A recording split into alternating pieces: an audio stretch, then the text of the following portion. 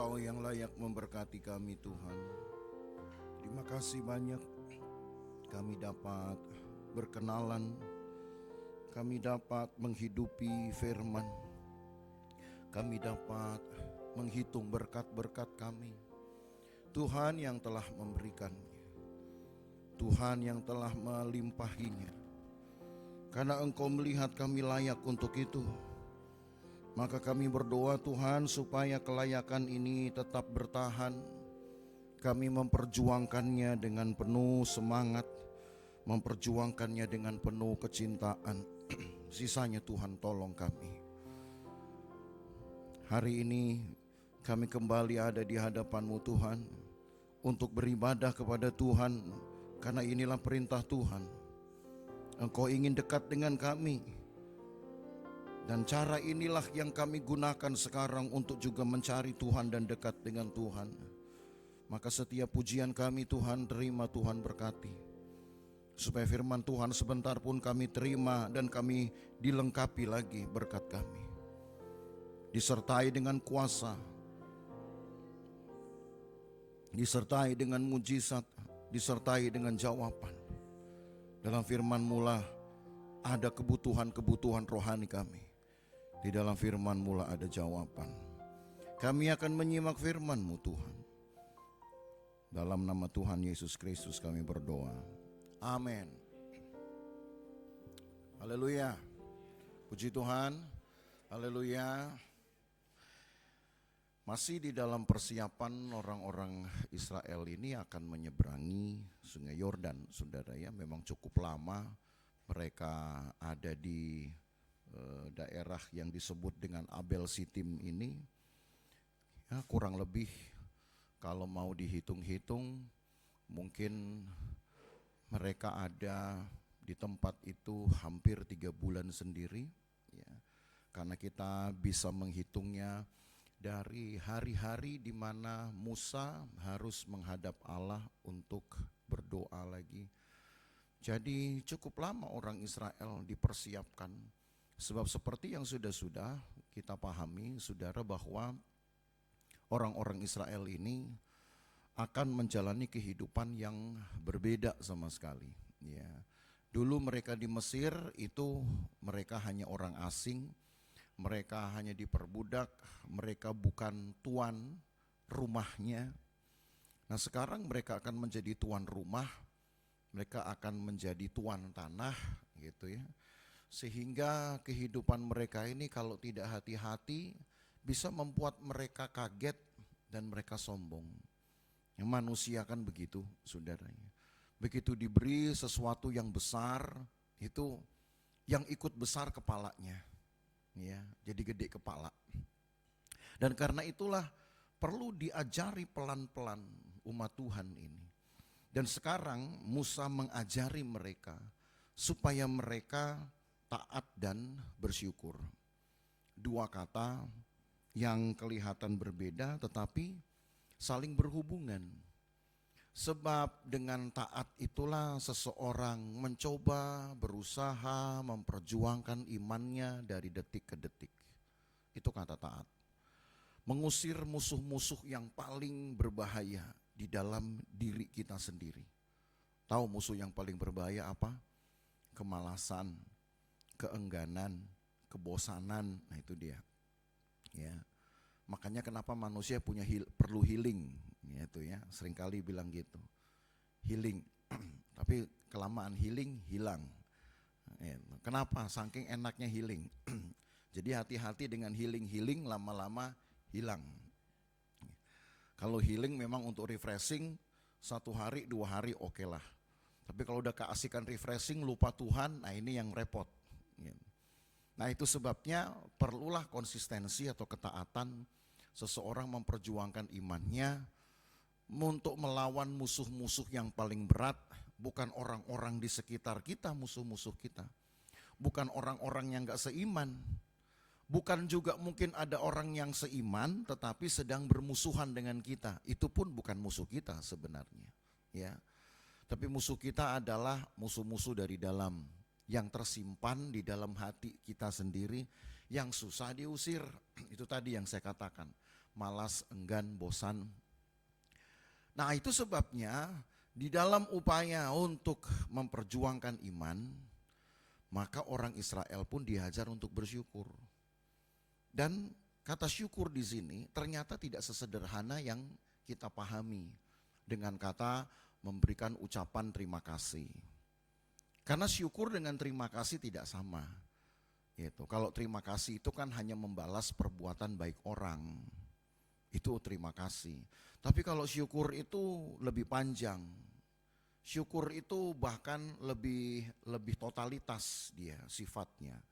Karena syukur bagi orang Israel itu harus dinaikkan di dalam bentuk nyanyian, di dalam bentuk pujian. Karena untuk orang Israel mungkin firman Tuhan sendiri yang umumnya diberikan oleh tokoh-tokoh iman atau pemimpin-pemimpin mereka juga seringkali datang di dalam bentuk nyanyian. Begitu juga hukum Taurat ini, saudara. Kalau saudara ingat ketika Musa memberikan hukum Taurat ini, maka hukum Taurat ini diberikan Musa di dalam bentuk nyanyian. Saudara pernah ingat juga mungkin dulu ketika kita membahas Keluaran pasal 14 dan 15. Ketika orang Israel menyeberangi Laut Merah. Selesai mereka menyeberangi, lalu Musa dan Miriam mengajak orang Israel untuk menaikkan syukur kepada Tuhan. Maka ucapan syukur yang mereka naikkan itu di dalam bentuk nyanyian. Itu di Keluaran pasal yang ke-15. Jadi rupanya sudah hal yang umum bagi orang Israel. Kalau mereka bersyukur, itu mereka harus memberikan satu pujian, kata-kata pujian kepada Tuhan yang sudah memelihara hidup mereka, tetapi di dalam bentuk nyanyian. Nah kalau terima kasih kan cuman respon doang sesaat. Oh terima kasih ya, nggak usah dilakukan. Kalau dilakukan kan orang aneh. Terima kasih ya, gitu kan jadi aneh. Orang yang mau ngasih sama saudara jadi geli kali. Ya. Lain kali nggak usah dikasih ntar dikasih begitu. Ya. Kalau terima kasih nggak perlu dinyanyiin.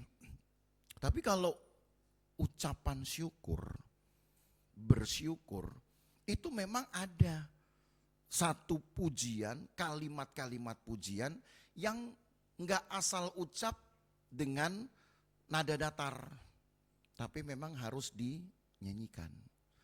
Nah itu sebabnya di dalam Ulangan pasal 10, Musa memberitahu satu kekayaan rohani ini.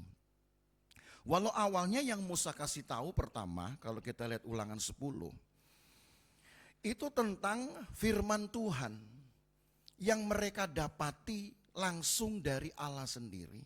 Itu juga tetap harus dipelihara sebagai kekayaan.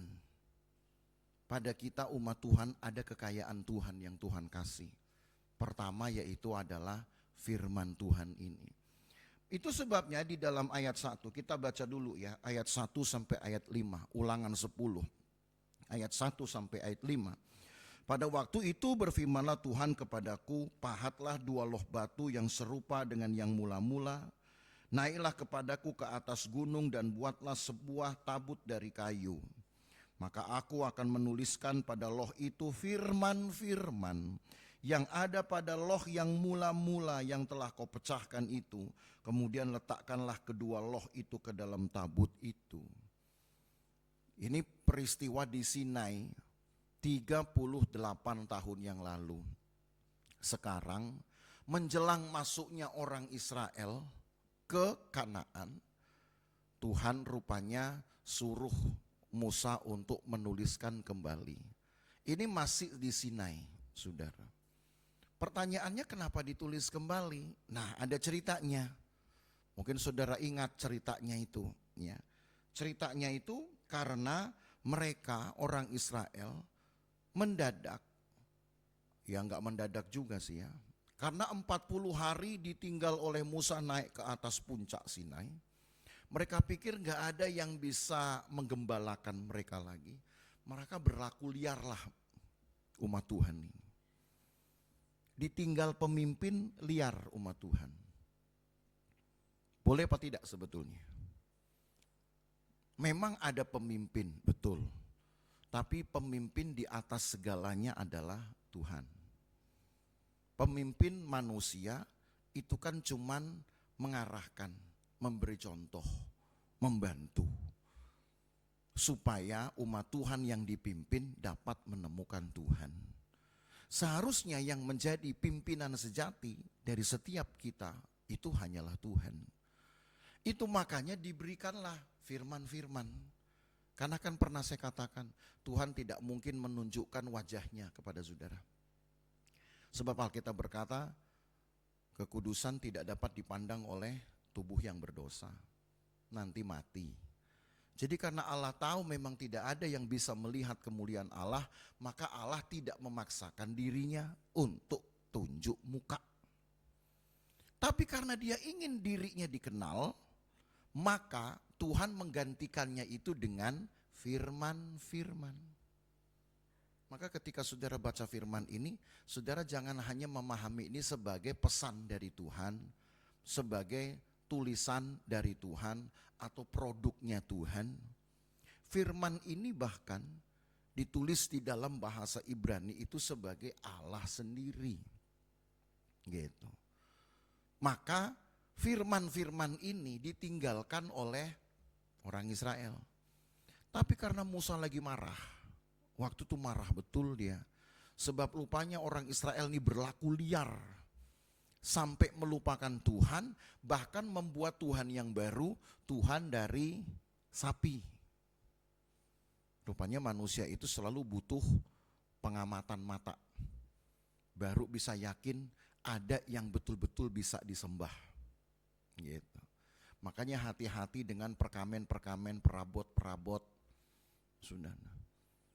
Itu semua jangan sampai menggantikan Tuhan.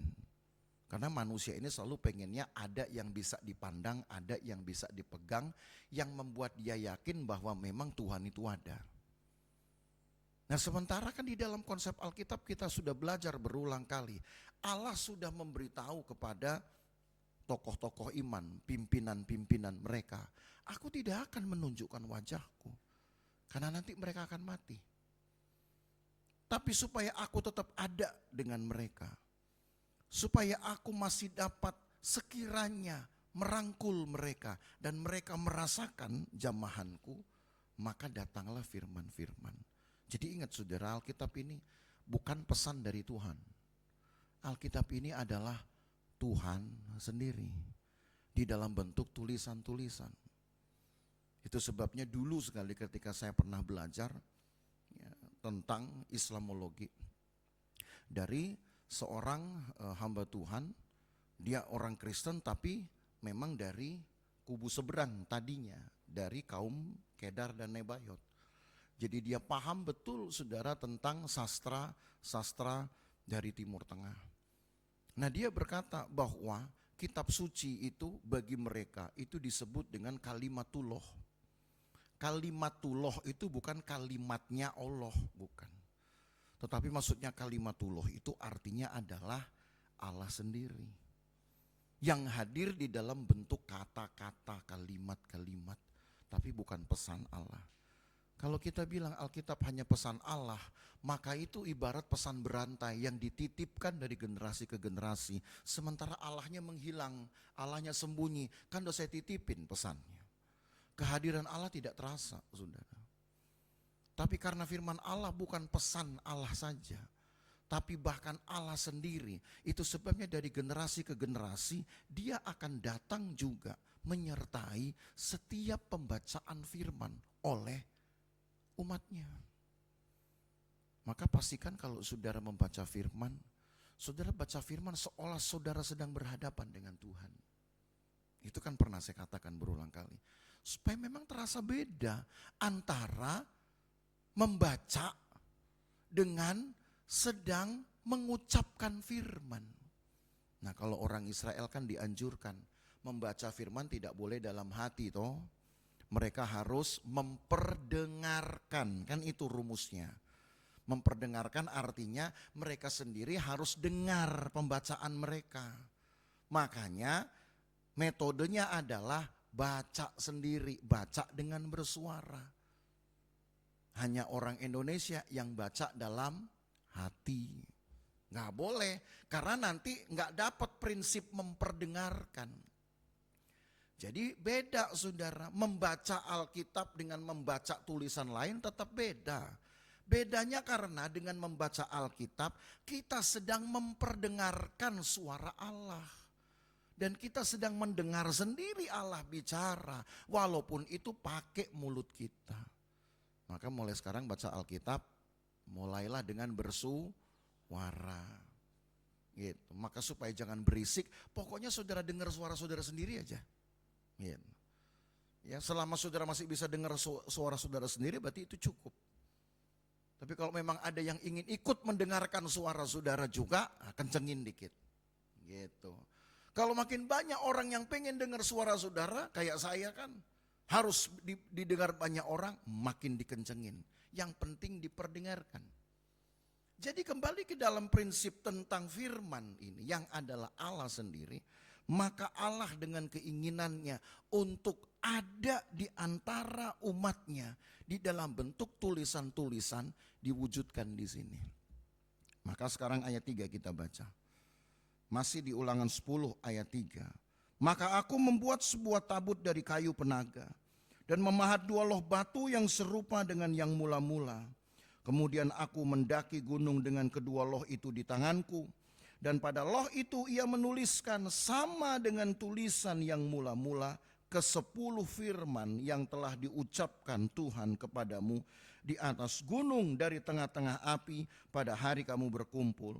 Sesudah itu Tuhan memberikannya kepadaku.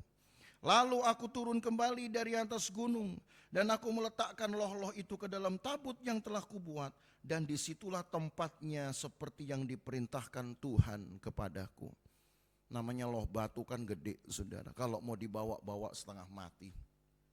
Maka supaya firman Tuhan itu tetap ada bersama-sama dengan orang Israel, maka Musa menaruhnya di tabut Tuhan.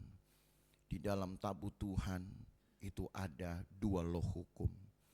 Kalau tabut Tuhan saja sudah berbicara tentang hadirat Tuhan, maka tabut 2 loh hukum Allah itu berarti sudah bicara tentang hati Allah sendiri. Maka di dalam hadirat Allah itu pasti ada kehendak Allah di dalamnya. Setiap saudara beribadah dan saudara merasakan hadirat Allah, percayalah ada kehendak Allah yang Tuhan ingin saudara tahu.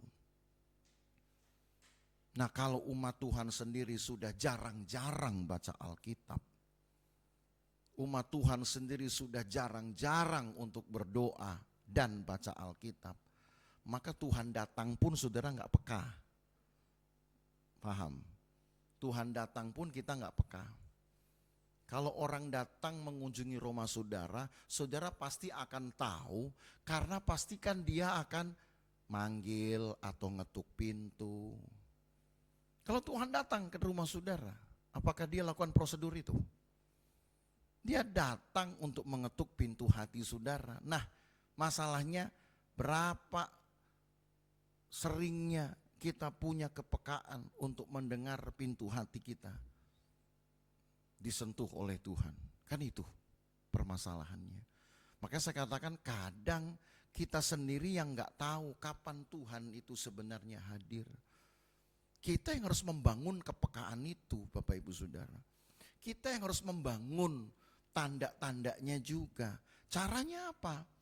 Rajin-rajinlah baca Alkitab. Itu satu. Karena baca Alkitab berarti kita sedang memperdengarkan suara Tuhan, kan begitu. Bukan hanya sekedar untuk memenuhi jam-jam dan menit-menit saudara yang hilang atau yang tersisa. Karena saudara sudah kerja, setelah kerja mungkin saudara juga sudah ibadah, saudara mungkin juga sudah refreshing, saudara sudah makan, saudara sudah gaul dikit, ketemu teman-teman, masih ada waktu sisa nih Untung masih ada waktu sisa. Ya kalau ada betul-betul disisain waktunya, maka saudara baca firman. Tapi ada yang gak merasa bahwa tidak punya waktu yang sisa. Kan ada yang merasa begitu. Tapi kalau status di HP, lalu ngomongin orang, ada tuh waktunya. Tiba-tiba mendadak ada. Betul gak? Ya, itu yang di sana ya. Di sini kan nggak ketahuan. Tuh mendadak itu jadi ada tuh. Begitu ngomongin orang, terus apa lagi mendadak ada. Tapi kalau sudah soal baca Alkitab, waduh kekurangan waktu saya. Maka saudara hati-hati ini. Waktu yang punya itu saudara. Tuhan yang punya waktu, tetapi Tuhan kasih waktu sama saudara hanya 24 jam sehari. Sisanya Tuhan suruh saudara yang atur. Harus ada waktu. Dan karena itulah saudara, waktu-waktu itulah supaya orang Israel tahu bahwa firman ada pada mereka. Dibawa firman ini kemana-mana dengan ditaruh di dalam tabut Tuhan. Jadi orang Israel tahu, mau kemanapun mereka, firman itu ada sama mereka. Mau bermukim dimanapun mereka, mereka tahu firman Tuhan itu ada di sekitar mereka, di tengah-tengah mereka. Nah sekarang firman Tuhan sudah lebih simpel. Gak perlu lagi di batu-batu, gak perlu saya simpan khusus di dalam peti. Sekarang firman Tuhan sudah tertulis di dalam buku, dan buku itu adalah Alkitab. Lebih khusus lagi bahkan sekarang firman Tuhan sudah banyak ditulis di dalam HP, di dalam aplikasi. Yang ibaratnya sudah bisa saudara masukkan di kantong sendiri. Tinggal dikeluarin kalau saudara suka membacanya, atau disimpan kalau saudara sedang tidak ada waktu, atau jangan-jangan saudara mulai bosan. Tapi sekarang tempat firman Tuhan itu dalam hidup manusia sudah dibuat menjadi lebih dekat lagi. Enggak lagi seperti dulu ditaruh harus di peti, itu pun ditulis dulu di batu-batu. Allah sudah membuat hal yang memudahkan. Tapi kalau umat Tuhan tidak menggunakan kemudahan ini, maka pekerjaan Allah pun jadi sia-sia. Betul atau tidak? Jadi sia-sia saudara. Apapun yang Tuhan buat kalau kita sendiri yang tidak meresponnya, ya tetap sia-sia. Tapi dari sini saudara tahu bahwa hal pertama yang Tuhan berikan untuk selalu ada mengiringi kehidupan orang beriman, itu firman. Karena firman itu adalah Tuhan sendiri. Dan Tuhan ingin dia ada dimanapun kita ada. Makanya ada lagu sekolah minggu tuh. Saya ada, Tuhan pun ada, di mana-mana Tuhan pun ada. Mengapa susah, tak perlu takut, Tuhan selalu tolong saya. Itu lagu sekolah minggu. Sekarang lagu itu di ibu-ibu masih ada enggak kira-kira? Itu lagu sekolah minggu, malu nyanyinya. Ini bukan soal malu nyanyi, tetapi menghidupi firman. Sebab Allah sendiri dari dulu tetap pengen ada di antara umatnya. Gitu. Bahkan ketika Yesus datang pun, Yesus sudah kasih tahu kepada murid-muridnya sebelum dia pulang ke sorga. Dia bilang, aku akan pergi menyediakan tempat bagimu. Supaya nanti di mana aku ada, di situ kamu ada. Jadi sama gak ini? Apa yang Tuhan sudah buat di zaman Israel mau masuk Kanaan, dengan yang Yesus buat setelah Israel beranak cucu sekian tahun, sekian abad di Kanaan, di tanah Israel sekarang, sama. Masih sama. Apa itu? Allah ingin di mana dia ada, kita juga ada. Pertanyaan serius. Saudara punya keinginan yang sama enggak? Supaya ketika saya ada di mana-mana, Tuhan juga ada. Supaya sama nih keinginan Tuhan dan keinginan kita. Oh, saya mau ke gereja. Saudara pastikan enggak Tuhan ada di dalam gereja ini bersama-sama dengan kita? Saya mau di kamar, mau berdoa. Saudara bisa enggak pastikan Yesus ada, hadir di dalam doa saudara. Walau Yesus bilang masuk ke dalam kamar, tutup pintu dan kunci, enggak boleh orang lain masuk. Tapi saudara mesti pastikan hanya Tuhan yang bisa hadir di situ. Karena dari dulunya memang Allah ingin di mana Allah ada kita juga ada. maka saudara nggak perlu takut. Karena apa? Karena Tuhan selalu tolong saya. Kan kalau Tuhan dekat, dekat pertolongan itu. Tuhan jauh, lama saudara tunggu. Saudara lapar, kalau saudara mau makanan seadanya, saudara bisa makan di rumah. Tapi kalau saudara ingin makanan yang lebih enak sedikit, saudara pesan, saudara perlu waktu. Saudara suruh orang lain antar, yang namanya GrabFood, itu kan namanya orang yang kita suruh nganterin makanan kita. Saudara, tetap perlu waktu. Tapi itu menunjukkan saudara bahwa kita perlu kebutuhan-kebutuhan ini. Dan Tuhan tahu, sehingga dari awal pun Dia yang sudah berinisiatif lebih dulu. Aku ingin ada di tengah-tengah umatku. Kalau umat Tuhan menyadari kerinduan Allah ini, maka seharusnya kita pun juga dapat memupuk kerinduan yang sama. Tuhan, dimanapun saya ada, saya ingin Tuhan ada. Saya di gereja, Tuhan ada. Ketika saya di rumah sedang sama anak-anak pun saya ingin Tuhan ada. Haleluya. Ya, harus begitu. Berdoa saja di dalam hati sambil juga saudara melakukan kehendak Tuhan, membaca firman, pasti Allah akan lakukan ini. Nah, itu baru satu dari firman. Maka yang kedua, kita langsung ke ayat 12. Masih di Ulangan pasal 10, ayat 12. Ada hal lain yang Musa ajarkan. Kekayaan rohani dari umat Tuhan ini satu adalah firman tadi. Dan firman itu bersama-sama dengan manusia, Tuhan kondisikan begitu rupa. Sekarang yang gak kalah dekatnya, itu juga yang disebut nanti dengan pujian. Maka ayat 12 Musa berkata begini, sekarang hai orang Israel, apa yang dimintakan daripadamu oleh Tuhan Allahmu, selain dari takut akan Tuhan Allahmu, hidup menurut segala jalan yang ditunjukkannya, mengasihi Dia, beribadah kepada Tuhan Allahmu dengan segenap hatimu dan dengan segenap jiwamu, berpegang pada perintah dan ketetapan Tuhan yang kusampaikan kepadamu pada hari ini, supaya baik keadaanmu. Saudara ingin baik keadaanmu, rajin-rajin beribadah, rajin baca firman, akan baik keadaanmu. Pelan-pelan Tuhan akan ubahkan. Karena itu firman Tuhan yang ucapkan. Ayat 14. Sesungguhnya Tuhan Allahmu lah yang mempunyai langit, bahkan langit yang mengatasi segala langit, dan bumi dengan segala isinya. Tapi hanya oleh nenek moyangmu lah hati Tuhan terpikat, sehingga Ia mengasihi mereka, dan keturunan mereka lah yakni kamu, yang dipilihnya dari segala bangsa seperti sekarang ini. Ini pun saya katakan berulang-ulang kepada saudara. Kenapa Tuhan sayang? Kenapa Tuhan tetap memilih Israel? Karena Tuhan sudah janji kepada Abraham. Maka ayat yang ke-15 ini ditegaskan lagi. Tapi hanya oleh nenek moyangmu lah hati Tuhan terpikat. Kata terpikat di sini artinya hati Tuhan condong. Hati Tuhan akhirnya memilih. Jadi kata terpikat bukan hanya kata suka yang dipakai, tetapi condong. Atau arti condong itu lebih berat memilih. Walau ada pilihan yang lain, tapi dia lebih berat memilih umatnya. Kira-kira ada pilihan lain gak? Kita gak pernah tahu. Tapi rasanya, ini cuma dugaan saya. Karena kan Tuhan pernah bilang kepada Israel, kamu ini tegar tengkuk. Kepada Yesaya, Tuhan bilang, ingatkan orang Israel, kamu ini nyusahin gue melulu. Gitu. Itu kepada Yesaya pernah diucapkan begitu. Jadi bisa saja Tuhan itu juga bosan dengan orang Israel, mungkin bisa.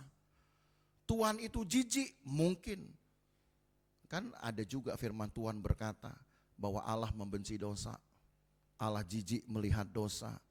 Bisa saja saudara, ada satu keinginan lain, ada satu pilihan lain di luar memilih Israel itu, yaitu misalkan pilihan untuk menghukum Israel, itu bisa aja ada. Pilihan untuk membinasakan Israel, bisa ada nggak ini? Bisa. Tapi yang saya katakan tadi, di antara pilihan-pilihan ini, Allah lebih condong memilih untuk mendudukkan Israel di hadapan Tuhan. Itu dia. Maka itulah kata terpikat digunakan. Jadi Allah ini sayang sama kita itu, sayangnya itu oleh karena Dia sudah berjanji kepada nenek moyang. Jadi sayangnya di sini maksudnya enggak sesaat karena ngelihat kamu ini cantik-cantik, ganteng-ganteng, enggak. Karena sayangnya sudah diikat oleh nenek moyang mereka 4 abad sebelumnya. Jadi sayangnya Tuhan enggak bisa dipengaruhi dengan kelakuan Israel yang sekarang. Itu yang saya mau katakan. Makanya minggu lalu kan saudara ingat, di pasal 9 Tuhan bilang, kamu jangan lupa, kamu ini dapat tanah ini bukan karena kamu tuh gagah, bukan karena kamu itu ganteng, kan itu kan kita belajar kemarin. Seolah Tuhan sayang itu baru-baru aja. Allah sayang sama kita enggak baru-baru aja, saudara. Enggak mendadak, baru-baru aja. Cinta Tuhan enggak dadakan. Yang dadakan itu tahu bulat. Tuh, digoreng dadakan. Tuh, tahu bulat dadakan.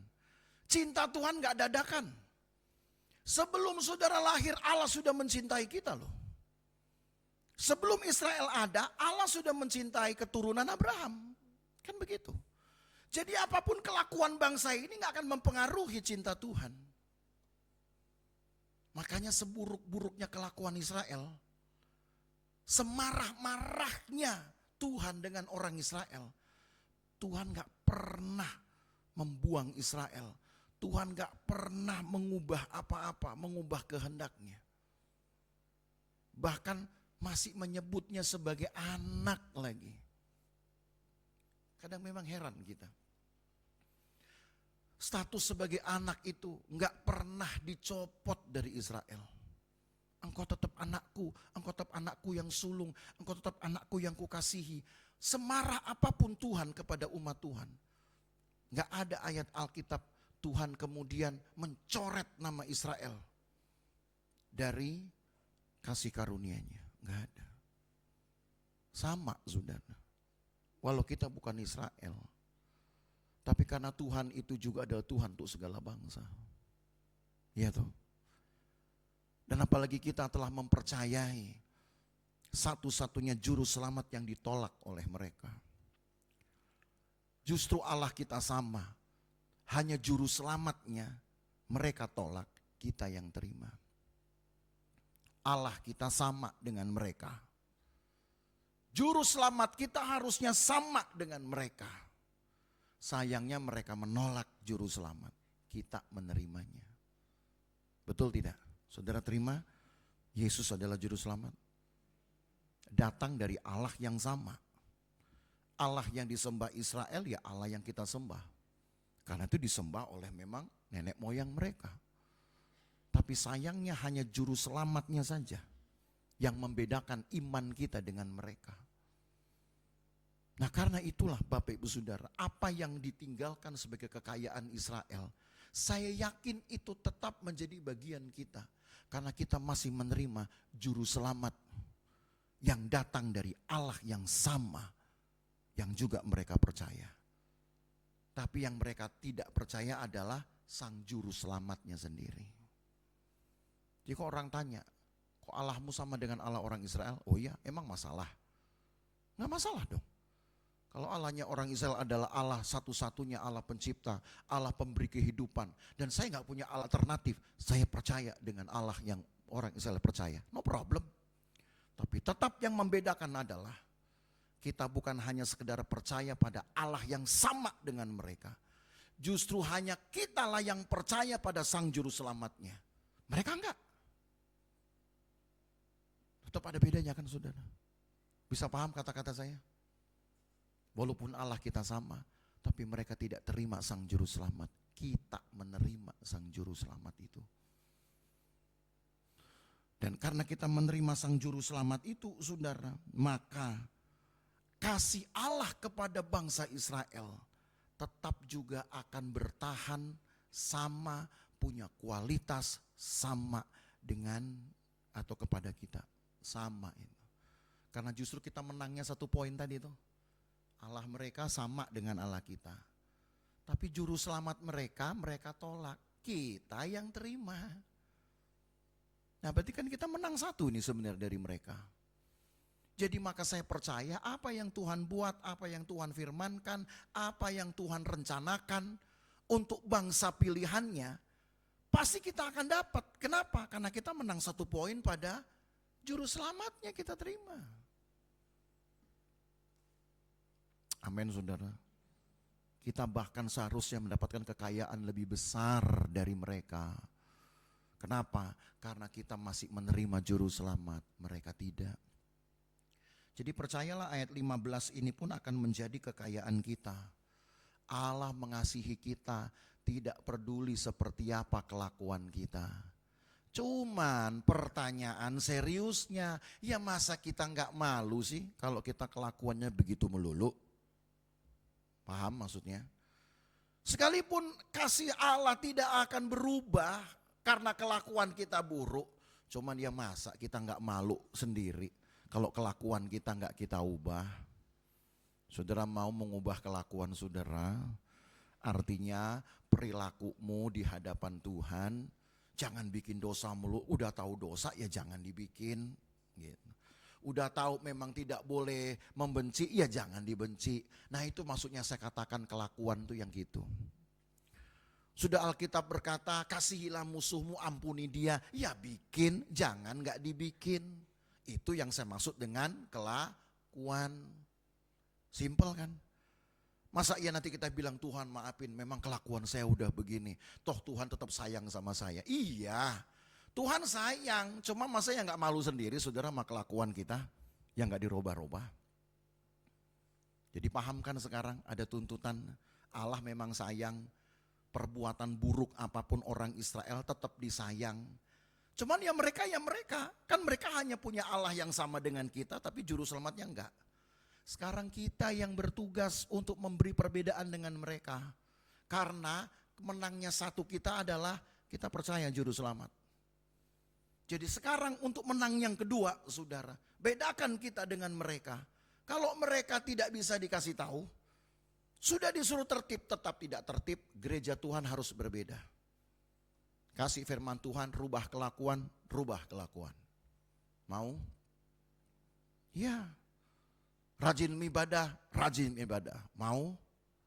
Mengampuni yang orang-orang lain, mengampunilah. Mau? Maka saudara punya 2 poin menangnya nanti. Ayo, baru ngomong mau sudah mam gitu ya, karena udah ingat ada yang ganjel. Nah saudara ingin punya poin menang berapa dengan mereka? Mereka umat Tuhan, biarin kita bukan umat Tuhan, gak apa-apa. Tapi kita disebut umat ketebusan. Oh lebih keren itu. Allah kita sama, oke gak apa-apa. Tapi saya menangnya 1, juru selamat saya terima, kan you enggak. Sekarang kalau kita mau menang 2, itu tadi. Jadilah orang yang dengar-dengaran, karena orang Israel enggak. Nah udah menang 2 tuh. Nah, kalau nanti menang 3-4-nya nanti kita tambahin. Kalau mau jadi kita lebih unggul dari mereka, oh banyak saudara. Nanti pelan-pelan, pelan-pelan. Tapi 2 poin sudah kita dapat tuh ini. Allah yang sama, kitab sucinya sama, oke, nggak apa-apa. Tapi yang membedakan apa tadi? Kita yang terima juru selamat, mereka tidak. Dan yang kedua sekarang, kita harus melakukan kehendak Allah. Mau mereka enggak urusan mereka. Mau mereka disebut umat pilihan, enggak apa-apa. Kita umat tebusan. Dan karena umat tebusan itu percayalah saudara, harga saudara lebih mahal. Karena namanya tebusan itu berarti saudara ditukar dengan satu benda yang harganya mahal. Ya kan? Kalau namanya nebus, saudara mau menebus pakaian, kan berarti ada yang mesti saudara tukerin dong. Yang saudara tukerin adalah duit. Maka ketika saudara pakai pakaian, walaupun orang gak tahu harganya berapa, tetap saudara akan mengenakan satu benda yang punya nilai. Gitu. Orang gak tahu berapa harganya, kecuali kalau ini label harga saudara belum buang. Gitu. Wis kelihatan loh bajunya ratusan ribu loh, nah gitu ya. Itu sih pamer namanya. Tapi paling tidak saudara tahu, ditebus oleh Tuhan sendiri dengan darahnya. Saudara bawa hidupmu ini kan saudara tahu bahwa hidup saudara punya nilai. Itu yang disebut dengan tebusan. Kalau orang pilihan kan cuma pilihan kasih karunia. Nggak ada nilai yang bisa dibayangkan. Justru berbanggalah jadi umat tebusan. Karena apa? Saudara jalan kemanapun, saudara menghidupi hari-hari saudara, saudara beraktivitas, saudara bersaksi, saudara beribadah, saudara bekerja, saudara tahu tubuhmu itu punya nilai dan mahal sekali. Makanya kenapa setan pengen mencuri, karena dia tahu tubuh saudara mahal. Maling selalu ngincar karena ada benda berharga. Kenapa setan ngincar saudara? Karena tubuh saudara mahal. Tapi ada orang yang lebih senang malah diincar sama setan. Itu yang saya bingung gitu loh. Ya. Kita ini mahal saudara. Setan incar kita itu tandanya memang kita mahal. Maka saudara harus berani untuk membuat hidup saudara memang betul-betul mahal. Jual mahal lah dengan dosa, jual mahal lah dengan setan. Tapi berkemurahanlah untuk orang-orang yang membenci kita. Nah itu harus tahu saudara, cara menganggarkan hidup. Jual mahal dengan dosa, jual mahal dengan kemalasan, jual mahal itu dengan omongan orang yang merusak, jual mahal yang begitu-begituan. Tapi murahlah dengan pengampunan, berkemurahanlah dengan ibadah, murahlah dengan korban. Nah itu baru namanya menganggarkan hidup. Setuju? Supaya ada lebihnya kan? Saudara dengan mereka tadi, dengan umat Tuhan. Walaupun mereka bilang, oh Allahnya sama, biarin. Kitabnya sama, biarin. Tapi yang beda apa? Kita terima juru selamat, yuk kagak. Dan saya bisa diatur oleh firman Tuhan, yuk kagak. Nah gitu. Langsung saudara bisa inventarisir itu. Kelebihan saudara dengan umat-umat pilihan ini. Maka supaya kekayaan rohani dan bahkan kemenangan kesaksian iman kita tadi semakin mantap saudara. Musa terus berkata begini, ayat 16 sekarang. Sebab itu sunatlah hatimu dan janganlah kamu tegar tengkuk. Nah kan kemarin minggu lalu kita bahas 3 kali kan Allah sebut Israel ini tegar tengkuk. Lawannya tegar tengkuk itu cuma satu obatnya, sunat hati. Tahu sunat hati? Sunat itu kan berarti kan membuang yang kotor-kotor. Kalau alat kelamin pria kenapa perlu dibuang lewat sunat? Supaya yang disebut dengan kotor yang bikin penyakit dipisahkan, dibuang. Sunat hati juga sama, karena seringkali hati manusia lebih kotor. Maaf bicara, lebih kotor dari alat kelaminnya sendiri. Kenapa? Di dalam hati ini seringkali ada iri, ada benci, ada dengki. Itu yang dipotong. Setuju?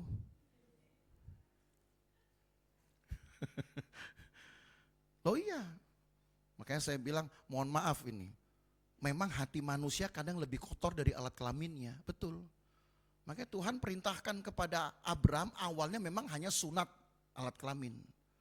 Tapi makin ke sini Tuhan lihat ya nggak cukup nih alat kelamin doang disunat. Ya, bersih cuman di alat kelamin tapi kotor di hati dan kotor di mulut. Tuhan bilang yang dulu nggak pakai udah. Sekarang tambah lagi sunatnya, sunat hati. Nanti Paulus akan bilang di perjanjian baru, sunat yang lain, sunat pikiran. Ada itu. Jadi artinya semua disunat. Tapi kalau sekarang tuh lihat, orang-orang yang di luar sana tuh anggaran disunat gitu ya. Nanti apa lagi? Korban-korban disunat. Artinya nyampe-nya nggak full lagi, nggak utuh di kita. Yang kalau mau sunat itu hati, yang kotor-kotor dibuang. Saudara tahu kotornya hati itu kayak apa? Tahu ya? Kayak tadi yang saya sebut, buang. Supaya kita tetap layak di hadapan Tuhan. Cuman itu pesannya. Nah ini pun orang Israel seringkali jatuh bangun. Disuruh sunat hati, mereka pikir udah gak perlu, toh kita udah sunat alat kelamin. Kan itu yang memang janji Tuhan kepada Abraham. Mulai mereka bikin aturan sendiri. Mulai mereka rasa bahwa apa yang mereka buat sudah benar. Padahal kan Tuhan sudah jelas bilang ini. Yang dulu itu gak cukup. Memang dulu zaman Abraham awalnya yang disuruh adalah sunat kelamin. Di zaman Musa juga masih sunat alat kelamin. Tapi sekarang kan Tuhan sudah jelas bilang lewat Musa. Yang dulu itu sekarang udah gak laku lagi. Justru sekarang yang laku, yang ditambahkan adalah sunat hati. Ini umat Tuhan. Kalau kita merasa bahwa kita lebih baik dengan umat Tuhan, umat pilihan. Karena kita tadi punya juru selamat. Kita yang punya firman. Kalau merasa kita punya kedua ini, tambahkan lagi.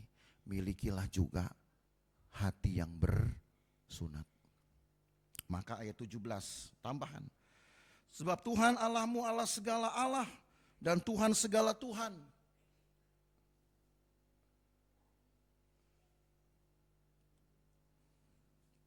Sebab Tuhan Allahmu Allah segala Allah dan Tuhan segala Tuhan, Allah yang besar, kuat dan dahsyat, yang tidak memandang bulu ataupun menerima suap, yang membela hak anak yatim dan janda dan menunjukkan kasihnya kepada orang asing dengan memberikan kepadanya makanan dan pakaian. Sebab itu haruslah kamu menunjukkan kasihmu kepada orang asing, sebab kamu pun dahulu adalah orang asing di tanah Mesir. Orang kalau sudah sunat hati, pasti yang ada di dalam hatinya itu adalah melimpah dengan pemberian tadi. Mengasihi orang. Karena yang tadi yang kotor-kotor kan udah bersih. Yang iri, yang dengki, yang dendam udah dibersihkan. Maka yang ada sisanya adalah yang baik, memberkati, memberi. Nah itu. Lalu lanjut ayat 20. Engkau harus takut akan Tuhan Allahmu, kepadanya harus engkau beribadah dan berpaut, dan demi namanya harus engkau bersumpah. Karena dialah pokok puji-pujian dan dialah Allahmu yang telah melakukan di antaramu perbuatan-perbuatan yang besar dan yang dahsyat yang telah kulihat dengan matamu sendiri. Maka hal kedua, saudara, tadi kan firman sudah ada. Firman bahkan dibuat begitu rupa untuk selalu ada dalam perjalanan Israel. Sampai dimasukkan ke dalam peti tadi toh. Israel pergi kemana, firman Tuhan ada. Supaya di mana Tuhan ada, di situ kita ada. Atau sebaliknya. Maka sekarang yang kedua yang diminta itu, supaya kita makin dekat dengan Tuhan, jadikanlah Tuhan pokok puji-pujian. Ngerti maksudnya apa ini pokok puji-pujian? Karena di dalam pujian itulah firman Tuhan kita tanam, kita taruh. Kalau firman Tuhan tadi hanya di loh batu, lalu disimpannya di peti perjanjian, dibawa-bawa itu pun harus dipikul oleh imam-imam. Tapi kalau dengan pujian, maka firman Tuhan itu sudah lebih dekat di dalam hati. Makanya dari awal saya katakan orang Israel rata-rata mengucapkan firman itu, membaca Alkitab itu memang dengan bernyanyi, dilaguin. Seperti kalau saudara dengar setiap kali ada jam-jam mereka berdoa ini, asar, maghrib, apalagi ya, lohor, itu kan ada nyanyian tuh, ada lagu tuh. Betul tidak? Nah itu sebetulnya bawaan dari cara orang Timur Tengah beribadah. Kita juga bisa, ada, ini ayat-ayat ini ada lagunya. Cuman memang yang dicetak lembaga Alkitab sama kita sudah gak pakai tanda-tanda tanda-tanda bunyi. Karena memang hanya dibunyikan dengan dibaca secara datar saja. Tapi kalau dalam Alkitab bahasa aslinya itu muncul saudara, ada tanda-tanda bunyinya. Bunyi dipanjangin, bunyi dipendekin, gitu. Bunyi dialunin, itu ada. Hanya kita nggak megang lagi itu. Kalau seandainya kita pegang lagi, saudara nggak boleh baca ayat itu cuman dengan seperti tadi saya katakan, dialah pokok puji-pujian dan dialah Allahmu, itu nggak boleh. Harus dilaguin. Cuman kan kita nggak tahu lagunya karena nggak ada di sini. Lagunya seperti apa kira-kira? Dialah pokok puji, ya gitu kali gitu. Ya terserah aja saudara, enggak dosa ini. Toh kita nggak punya lagu-lagu itu, nggak punya tanda-tanda itu, yang punya mereka. Kita nggak dikasih lagi tanda-tanda itu. Yang penting mau dinyanyiin kek, mau kayak dia disajakin kek, mau kayak dia dipuasi, dipuisiin. Berapa sering kita bacanya? Nah kita memang tidak melakukannya, tapi sekarang kita ganti dengan membacanya, dibacakan. Tapi kalau saudara suka mau menyanyi, ya nggak apa-apa. Carilah satu nyanyian-nyanyian yang seringkali memang dibuat dari ayat-ayat. Saya kasih contoh, ada ayat-ayat yang memang dibuat nyanyiannya. Saya kasih contoh sekaligus untuk menambah mengambil contoh lah dari pujian-pujian yang diharuskan. Coba saudara baca di Mazmur pasal yang ke-33. Mazmur pasal 33. Mazmur pasal 33. Di situ tertulis di ayat yang pertama kata ini, bersorak-sorailah hai orang-orang benar dalam Tuhan, sebab memuji-muji itu layak bagi orang jujur. Jadi menyanyi itu memang layak bagi orang jujur. Jadi saudara banyak-banyak nyanyi. Cuman kan kita bingung mau nyanyi yang mana, lagu-lagu banyak. Memang lebih baik kita ambil kalau bisa lagu-lagu yang memang diciptakan langsung dari ayat-ayat Alkitab. Seperti kata Mazmur 90 itu. Ayat yang keempat, aku hendak bersyukur kepadamu dengan segenap hatiku. Kan dengan saudara menyanyi itu sama dengan saudara sedang baca Alkitab. Paham gak? Kalau orang Israel banyak setiap ayat dilaguin, tapi saudara kan gak punya. Yang saudara punya hanya Alkitab ini. Tapi kalaupun ingin menyanyi dan nyanyian itu sekaligus sambil baca Alkitab, tinggal saudara cari lagu-lagu yang diciptakan langsung dari ayat Alkitab. Ada satu pujian, di mana itu ya? Di Mazmur 71 kalau nggak salah. Mazmur 71 yang berkata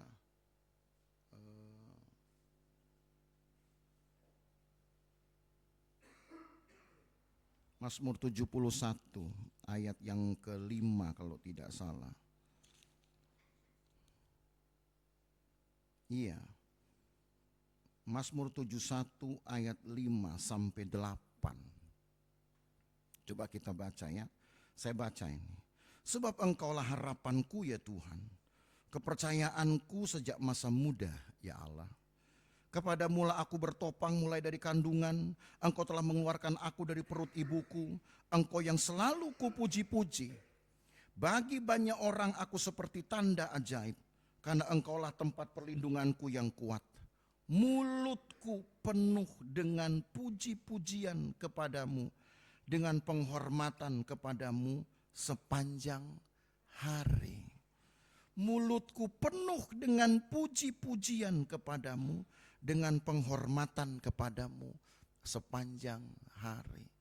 Maka ada lagu kemudian yang tertulis, mulutku penuh dengan pujian kepadamu ya Yesus Tuhan. Setiap hari ku beri penghormatan kepadamu ya Allah. laku. Dengan menyanyi saudara sama dengan baca Alkitab. Dengan menyanyi sambil baca Alkitab itu, saudara juga ikut mensyukuri pekerjaan Tuhan dalam hidup saudara. Maka umat Tuhan cuma dua nih kekayaan rohaninya. Lewat Ulangan 10. Satu, pada kita ada firman, baca firman. Yang kedua, nyanyi. Mau nyanyi apapun sebenarnya gak masalah sih. Nyanyi lagu rohani loh ya, jangan saudara cari nyanyi lagu dunia, jangan gitu. Nanti kan ada yang nyanyi lagu dunia campurnya lagu rohani, jadi susah lupa gitu. Dia nyanyi lagu kapan Yesus kembali, kapan Yesus kembali, mungkin lusa atau di lain hari. Itu karena udah bingung dia antara lagu rohani sama lagu dunia gitu. Jadi supaya saudara tahu nyanyi apa? Yang cari lagu rohani. Tapi kalau lagu rohani saudara ingin juga sekalian baca Alkitab, nah memang mesti cari tuh di Google tuh. Lagu-lagu yang memang diciptakan langsung dari ayat-ayat Alkitab. Ya seperti ini. Tapi saudara tahu sekarang bahwa Allah kita itu memang akan cepat untuk mendekat dengan kita. Kalau kita membaca firman dan nyanyi. Maka tadi kembali ke Ulangan pasal yang ke-10 tadi, saudara. Di ayat yang ke-20 ditulis, engkau harus takut akan Tuhan Allahmu.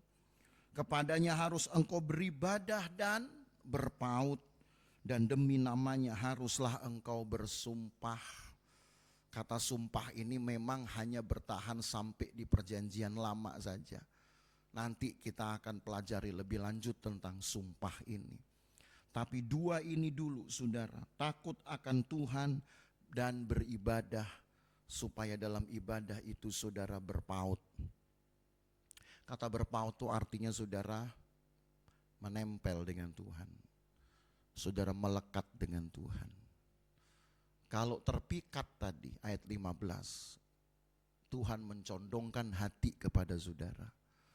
Maka sekarang ketika saudara berpaut, maka Tuhan yang mencondongkan hatinya kepada kita, sekarang kita dekati.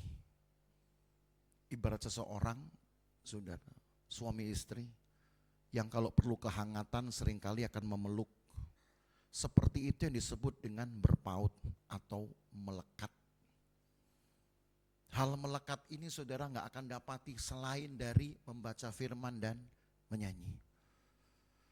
Dan dua ini akan lebih baik kalau saudara lakukan itu juga di gereja, di tempat ibadah.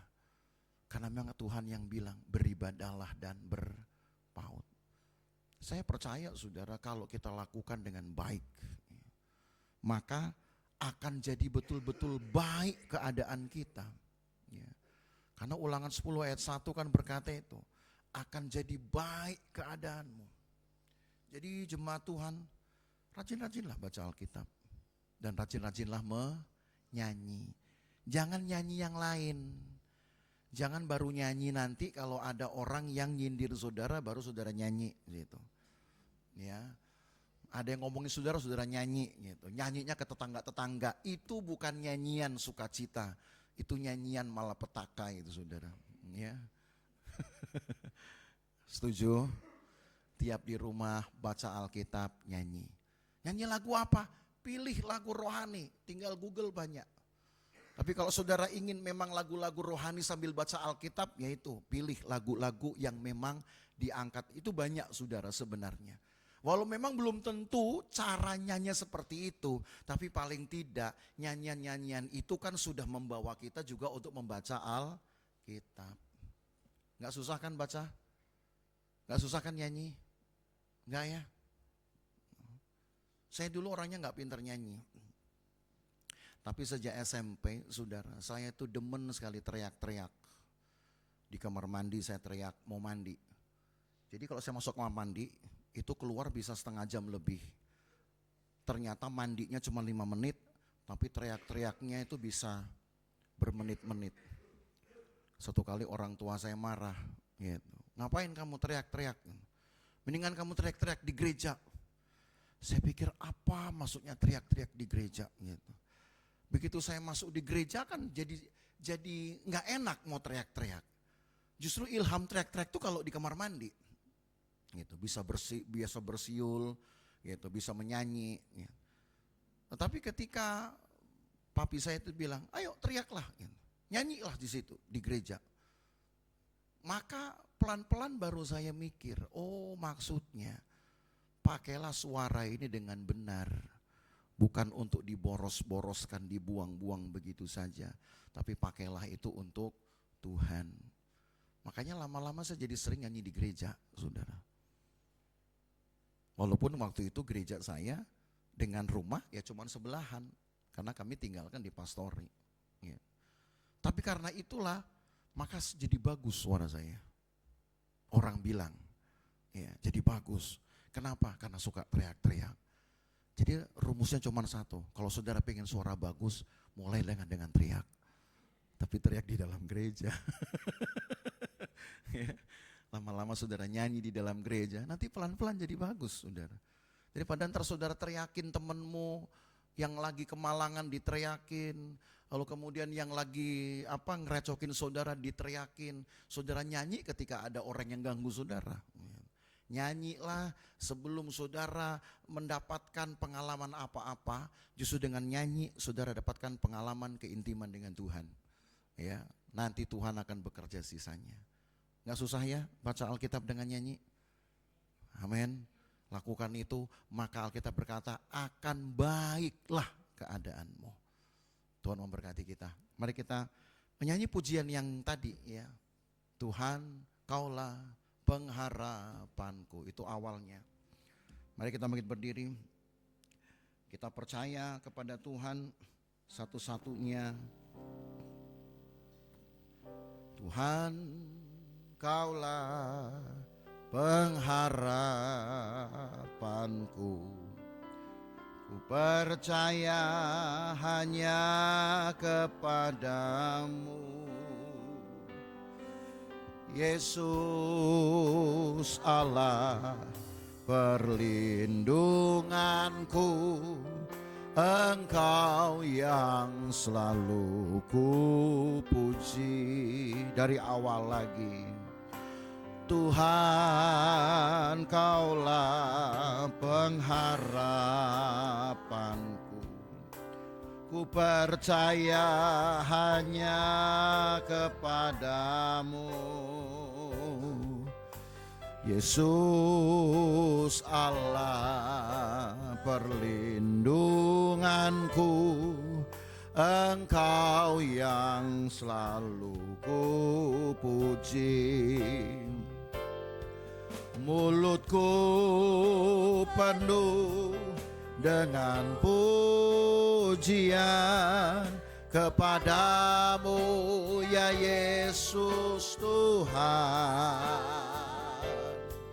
Setiap hari ku beri penghormatan kepadamu ya Allahku. Lagi dari awal, Yesus Tuhan Kaulah pengharapanku. Tuhan Kaulah pengharapanku. Ku percaya hanya kepadamu, Yesus Allah perlindunganku. Kau yang selalu ku puji.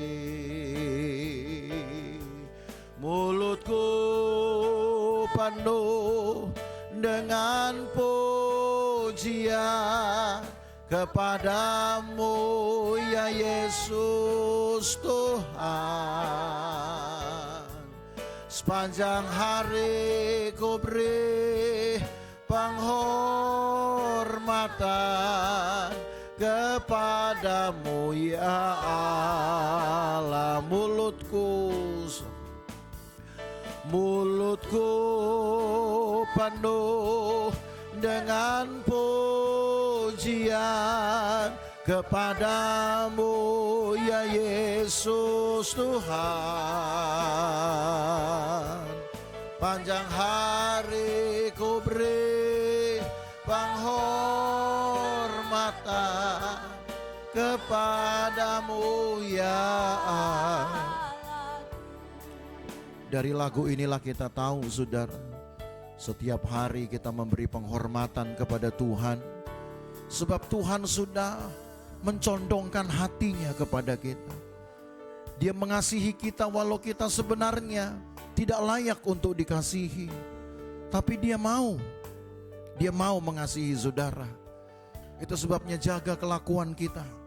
Sambil menyanyi ini kita sadari kalau masih ada perbuatan yang tidak baik, kita ubah. Supaya perbuatan kita semakin terpuji dan menyenangkan Tuhan. Lewat lagu-lagu Allah mengajar kita bahwa Tuhanlah yang memberi kita juga kehormatan. Mungkin banyak orang meremehkan saudara. Banyak orang gak anggap saudara. Tapi pelan-pelan kalau saudara dekat dengan Tuhan, menempel, melekat pada Tuhan, Allah yang akan membawa engkau menjadi orang-orang yang ternama, terpuji, dan terhormat. Kita gak perlu tahu bagaimana cara Tuhan melakukannya. Tapi yang jelas, kalau engkau setia melakukannya, baca firman menyanyi, akan makin baiklah keadaanmu. Hanya itu yang kita imani saudara. Maka perbanyaklah dalam hidup kita baca firman dan menyanyi. Baca firman dan menyanyi. Hadirkan Tuhan. Sebab sebagaimana Ia ingin supaya Dia ada, kita ada. Kita pun juga ingin supaya di mana kita ada, Dia juga ada untuk kita. Nyanyikan lagu ini dari awal. Kita akan berdoa. Tuhan,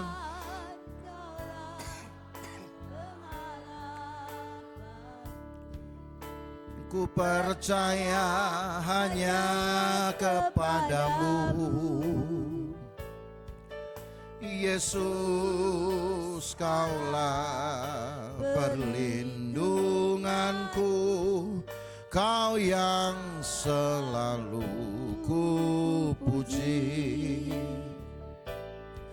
Mulutku penuh dengan pujian kepadamu ya Yesus Tuhan. Panjang hari ku beri penghormatan kepadamu ya Allah.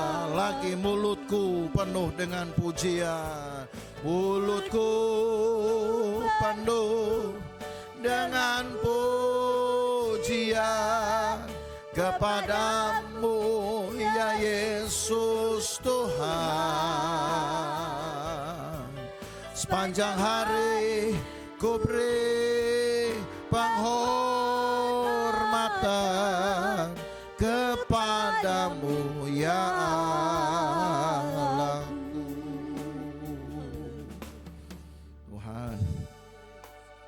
Tuhan, untuk inilah kami berdiri di hadapan-Mu, karena Engkaulah yang membuat kami layak berdiri di hadapan-Mu, dengan menaruh di dalam mulut kami nyanyian-nyanyian. Karena sebelumnya Engkau juga telah menaruh di dalam hati dan pikiran kami firman-firman. Kiranya kekayaan rohani ini kami miliki seumur hidup kami. Dalam situasi apapun, ketika kami tidak mempunyai apa-apa, kami tidak punya andalan apa-apa, kami tidak punya kekuatan untuk berbuat apa-apa, kami masih punya firman dan pujian, tempat di mana Tuhan hadir. Kekayaan rohani yang bisa menghadirkan Tuhan, firman dan pujian.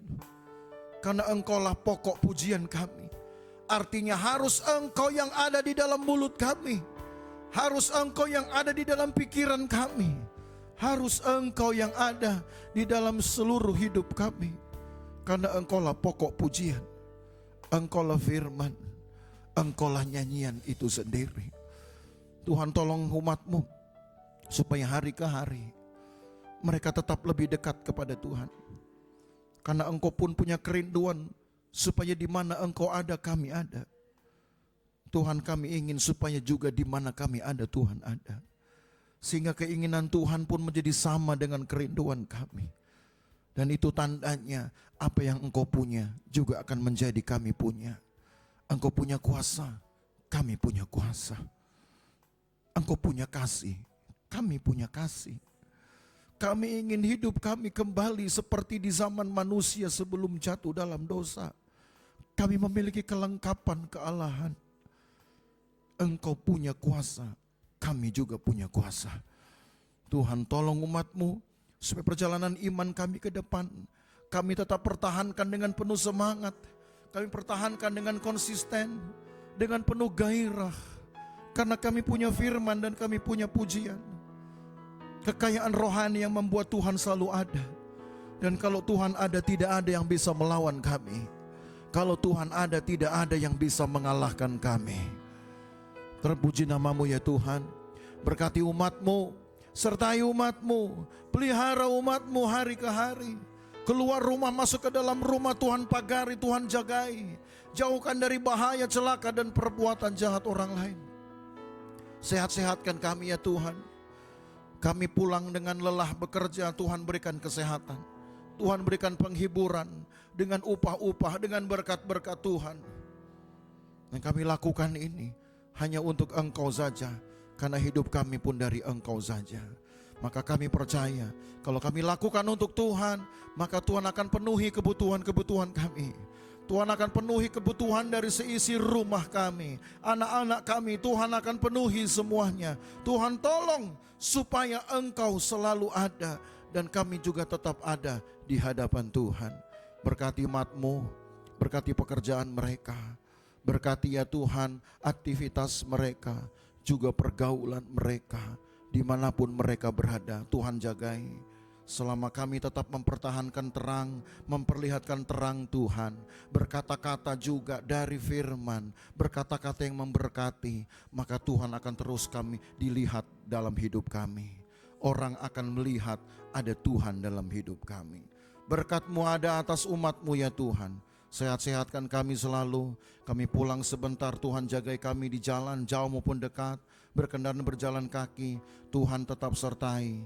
Jauhkan dari bahaya, celaka dan perbuatan jahat orang lain. Kami tiba di rumah dengan segala selamat karena Engkau pemelihara kami. Terima kasih Tuhan Yesus. Tuhan tolong jam-jam ibadah sepanjang minggu ini. Tuhan tolong supaya setiap kali kami beribadah, Tuhan hadir. Karena harusnya demikian. Kami ada, Tuhan ada. Tuhan ada, kami ada. Berkati persembahan umat-Mu. Berkatilah ya Tuhan pemberian-pemberian mereka, persepuluhan mereka, korban-korban apapun. Tuhan berkati. Sembuhkan yang sakit ya Tuhan, hiburkan yang susah, pulihkan keadaan-keadaan yang tidak menguntungkan. Tuhan bekerja di dalam nama Yesus, mujizat Tuhan terjadi. Maka sekarang Bapak Ibu Saudara, pulang dengan buah berkat dari Allah Bapa, kasih sayang dalam persekutuan dengan anaknya Yesus Kristus, penyertaan Roh Kudus memelihara kita dari hari ini sampai selama-lamanya. Dan berkat ini kita terima di dalam nama Tuhan Yesus Kristus. Segala kemuliaan hanya bagi Tuhan, segala hormat pujian hanya bagi Tuhan. Kuasa dan kemuliaan hanyalah bagi Tuhan. Segala kemuliaan,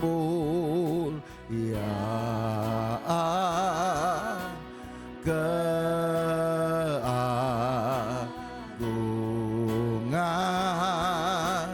kejayaan